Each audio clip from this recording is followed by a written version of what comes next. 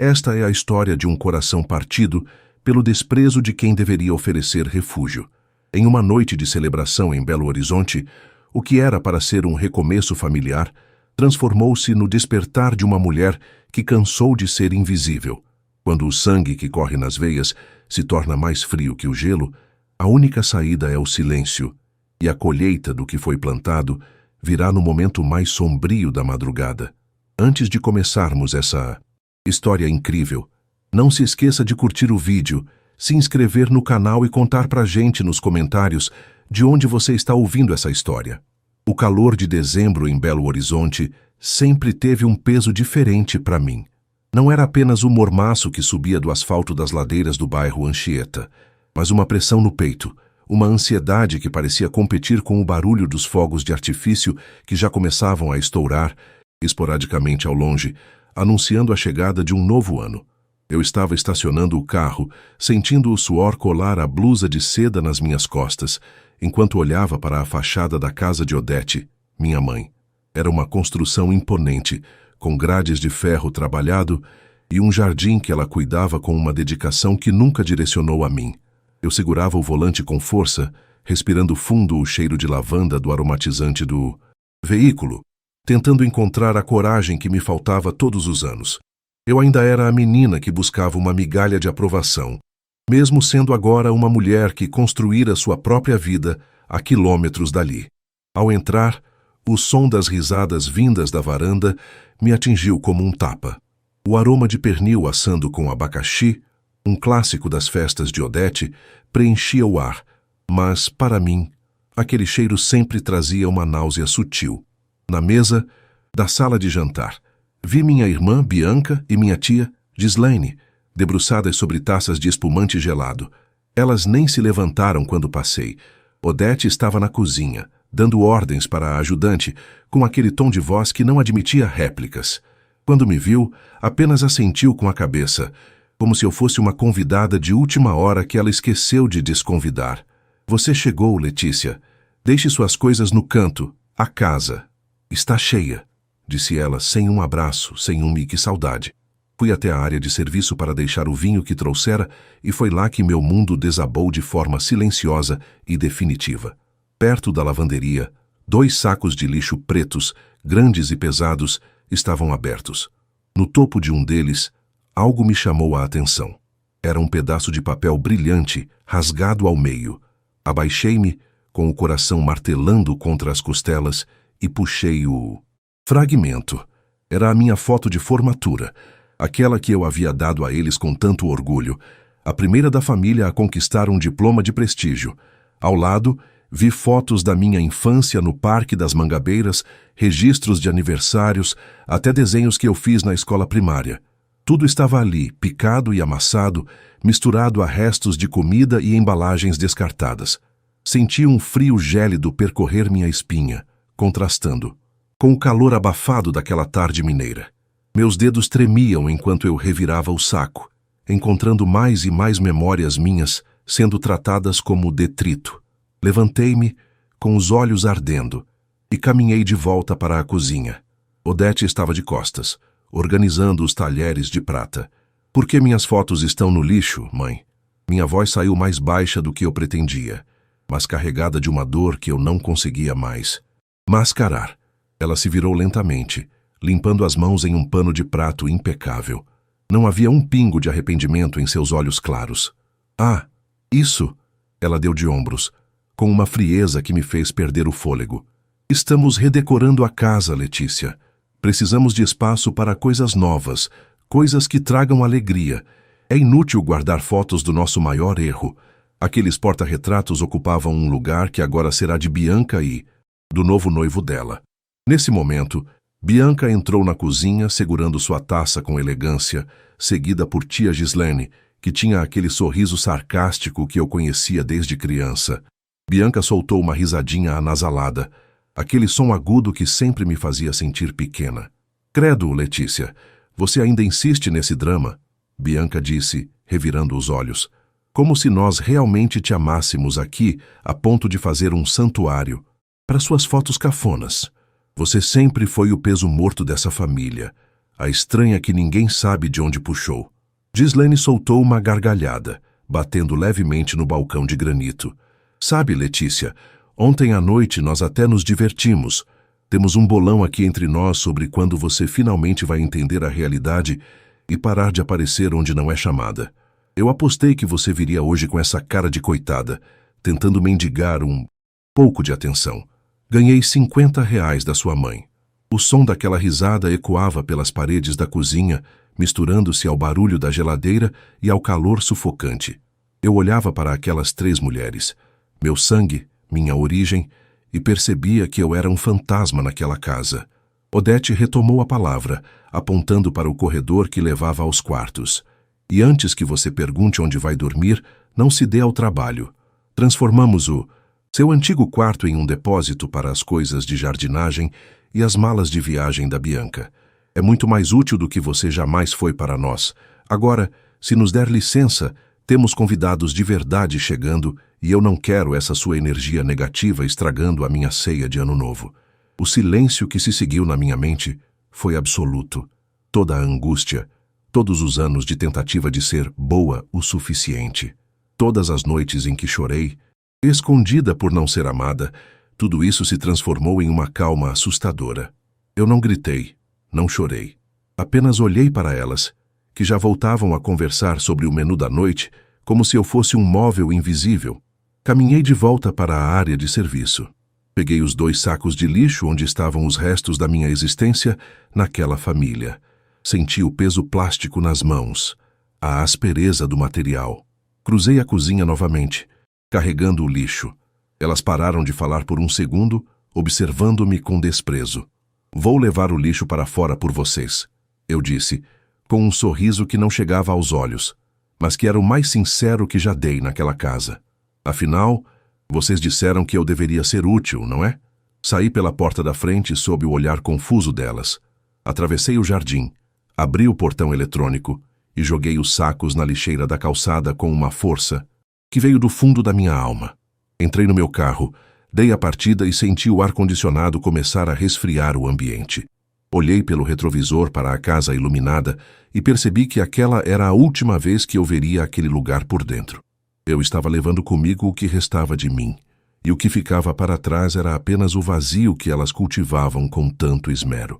Enquanto eu descia a ladeira em direção ao centro de BH, uma clareza absoluta tomou conta de mim.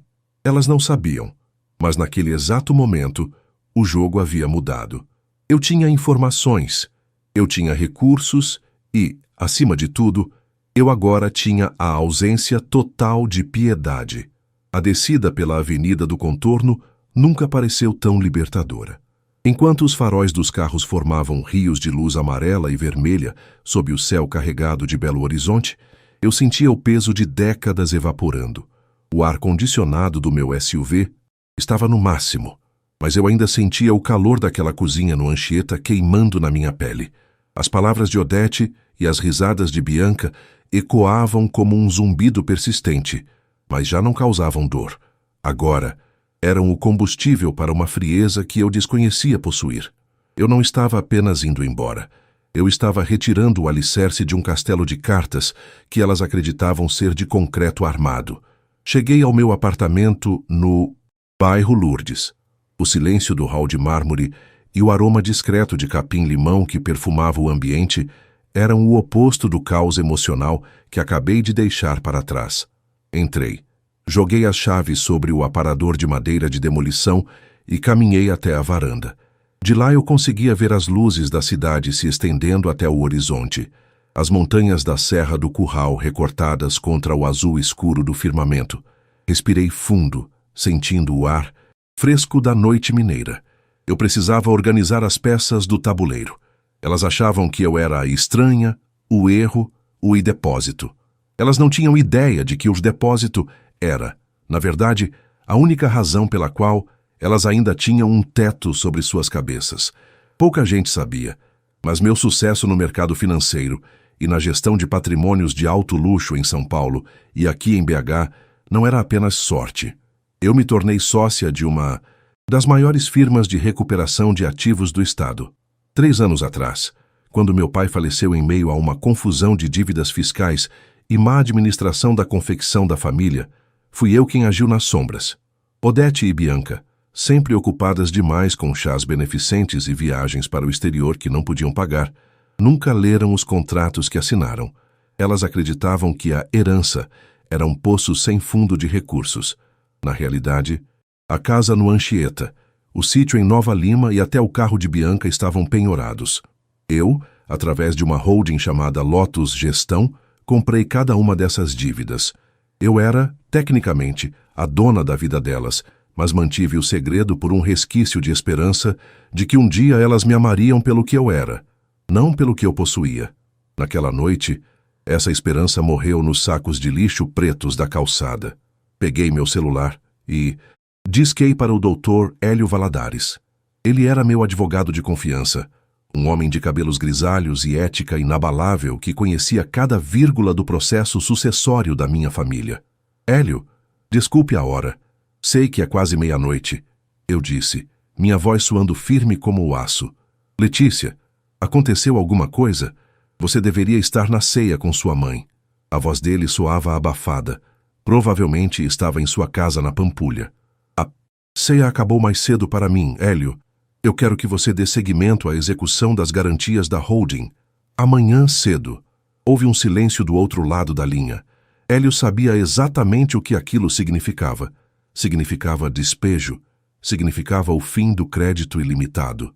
Você tem certeza, Letícia? Uma vez que o oficial de justiça for acionado e as contas forem bloqueadas para o pagamento das parcelas em atraso da Lotus, não haverá volta. Elas ficarão na rua em menos de 90 dias. Elas jogaram minhas fotos de infância no lixo, Hélio. Disseram que sou um erro e que meu quarto virou um depósito de jardinagem. Eu não tenho mais família. O que eu tenho agora são ativos financeiros que precisam ser liquidados. Proceda com a retomada do imóvel do Anchieta e o bloqueio das contas correntes vinculadas ao espólio. Quero tudo dentro da lei, mas quero que seja rápido. Desliguei antes que ele pudesse argumentar. Senti uma onda de adrenalina percorrer meu corpo. Fui até a cozinha e me servi de um copo de água gelada. O barulho do gelo batendo no cristal era o único som no apartamento. Comecei a me lembrar de cada detalhe daquela noite. Bianca mencionou um novo noivo. Eu sabia quem ele era, Gustavo Pena, um sujeito que frequentava os mesmos círculos que eu, conhecido por ser um alpinista social, profissional. Ele estava de olho no que achava ser o patrimônio dos Gomes. Mal sabia ele que estava pedindo a mão de uma herdeira de dívidas e humilhação. Passei as semanas seguintes mergulhada em planilhas e reuniões. Janeiro em Belo Horizonte é um mês de chuvas torrenciais e tardes abafadas. Cada vez que o trovão ecoava sobre o teto do meu escritório na Savassi, eu imaginava a tempestade que estava prestes a desabar sobre a casa no Anchieta. Eu recebia relatórios diários. O oficial de justiça tentou a primeira notificação no dia 15. Imaginei a cara de Odete ao abrir o envelope pardo com o timbre do Tribunal de Justiça de Minas Gerais. Imaginei ela rindo, achando que era um erro burocrático. Até que o primeiro cartão de crédito de Bianca foi recusado em uma loja de grife no Diamond Mall. Eu não atendi nenhuma ligação. Mudei meu número pessoal e mantive apenas o profissional, filtrado pela minha secretária. As mensagens no WhatsApp que elas mandavam para o meu número antigo, que eu ainda monitorava por um tablet, começaram a mudar de tom. No início, eram ordens. Letícia, ligue para o banco. Houve um erro com o cartão da sua irmã. Depois, tornaram-se passivas-agressivas. Sua ingrata, você sabe que não podemos lidar com essas coisas sozinhas. No final de fevereiro, o tom era de desespero. Letícia, pelo amor de Deus, tem um homem aqui falando em reintegração de posse. Onde você está? Eu lia tudo enquanto tomava meu café matinal, observando o sol nascer atrás dos prédios. O bolão da tia Gislene deve ter ficado bem interessante agora. Eu me perguntava se ela ainda estava rindo ou se já estava preocupada com o fato de que a casa onde ela morava de favor também pertencia à holding. O golpe final foi planejado para o final de março. O prazo de desocupação voluntária estava expirando. Eu sabia que elas não tinham para onde ir. pois Odete nunca guardou um centavo e Bianca gastava o que não tinha para manter as aparências com o noivo.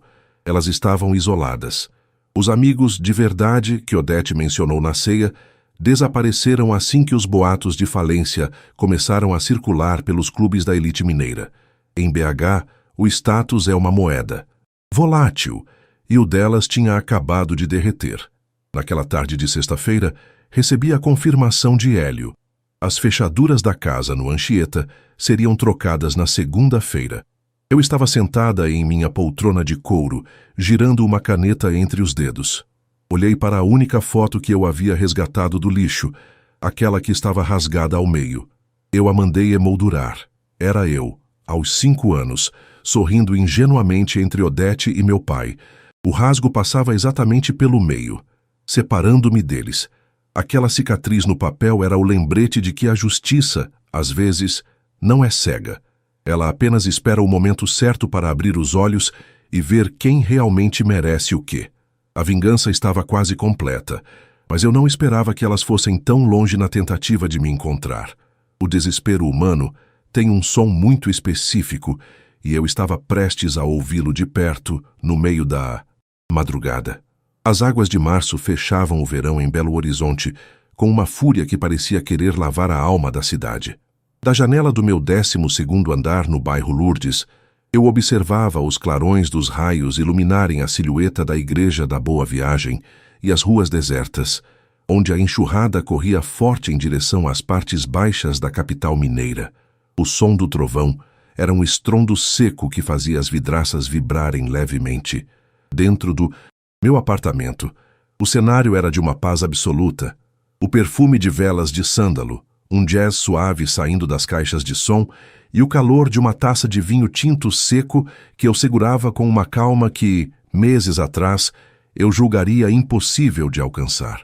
Eu estava lendo um relatório de auditoria quando o primeiro sinal da tempestade humana que se aproximava se manifestou. A execução do despejo na casa do Anchieta havia acontecido há 3 dias. O Dr. Hélio me enviou um vídeo curto, gravado discretamente por um de seus assistentes. As imagens mostravam Odete parada no portão de ferro, segurando apenas 2 malas de grife, cujas prestações ela não conseguiria mais pagar, e um vaso de plantas que ela se recusava a soltar. Bianca estava ao lado, gritando com o oficial de justiça, enquanto tia Gislene tentava desesperadamente ligar para alguém que a acolhesse.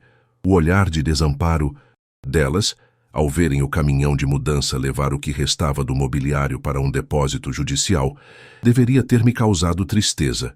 Mas, no fundo, eu só senti o silêncio de uma dívida emocional sendo quitada.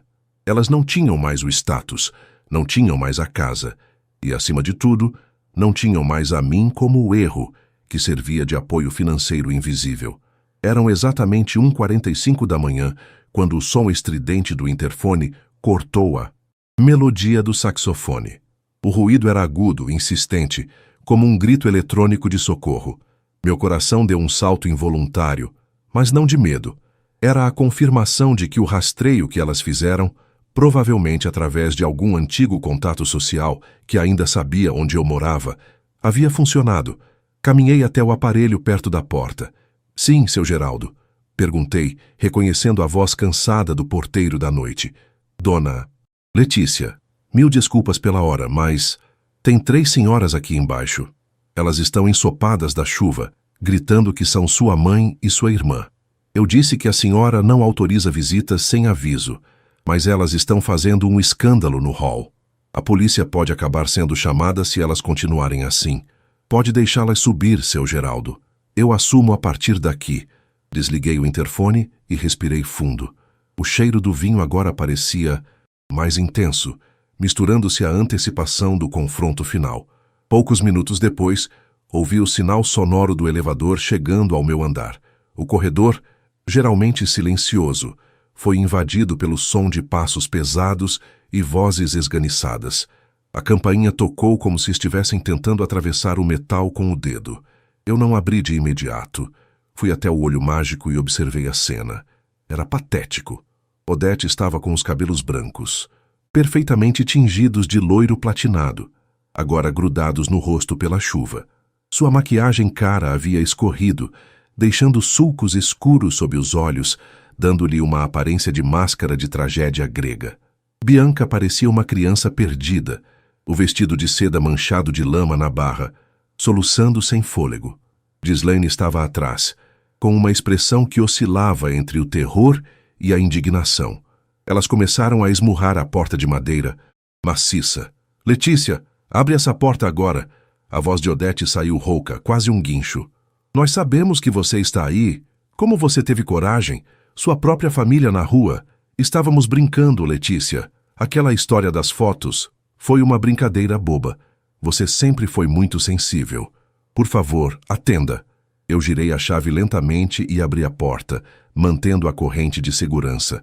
O corredor estava frio e o cheiro de asfalto, molhado e perfume barato estragado pelo suor invadiu minha sala. Elas avançaram em direção à fresta, mas eu permaneci imóvel. Brincadeira, mãe?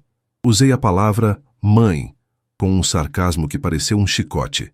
Jogar 30 anos da minha vida no lixo enquanto vocês riam do bolão da tia Ghislaine sobre a minha dignidade foi uma piada muito elaborada, devo admitir. Letícia, por favor. Bianca se jogou contra a porta, as mãos trêmulas tentando alcançar as minhas. O Gustavo me largou. Ele descobriu que a casa não era nossa. Ele desmanchou o noivado por mensagem. Eu não tenho onde dormir. Minhas coisas estão todas num depósito imundo. Você não pode fazer isso conosco. Somos seu sangue. O sangue que vocês disseram que era um erro? Perguntei, minha voz soando baixa e letal. O erro agora mora no Lourdes, Bianca. O erro é dono de tudo o que vocês pensavam que possuíam. Eu comprei as dívidas de vocês como quem compra lixo para reciclagem. Mas descobri que algumas coisas não podem ser recicladas. O caráter de vocês é uma delas. Odete começou a chorar de verdade agora. Um choro feio, sem o controle que ela sempre ostentou nos jantares da Savassi. Ela tentava se recompor, ajeitando a gola do casaco molhado.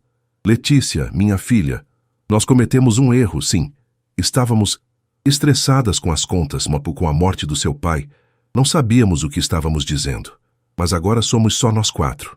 Por favor, deixe-nos entrar. Amanhã nós resolvemos os papéis. Você devolve a casa e nós voltamos a ser o que éramos. O que éramos, Odete? Eu era a sua carteira e o alvo das suas frustrações. Vocês eram as parasitas de um patrimônio que meu pai nem tinha mais. Dei um passo atrás, preparando-me para fechar a porta. Vocês queriam um depósito, não é? O quarto de jardinagem deve estar vazio agora. Sugiro que procurem um abrigo, porque esta porta nunca mais vai se abrir para vocês. O desespero delas atingiu o ápice. Elas começaram a gritar frases desconexas. Nós te amamos. Não nos destrua. Isso é crime. Eu apenas as observei por alguns segundos, memorizando aquela imagem. Não havia ódio em mim, apenas uma indiferença profunda e definitiva. O ciclo estava se fechando. Elas não eram mais as gigantes que me assombravam na infância. Eram apenas 3 mulheres quebradas pela própria soberba, implorando por misericórdia a quem elas nunca ofereceram compaixão. Boa noite, Odete. Boa noite, Bianca. Ghislaine, espero que o bolão de hoje tenha valido a pena, eu disse, soltando a trava e fechando a porta com um clique seco e final. Encostei as costas na madeira e ouvi o som delas esmurrando o lado de fora por mais alguns minutos, os gritos sendo abafados pelo isolamento acústico do meu apartamento.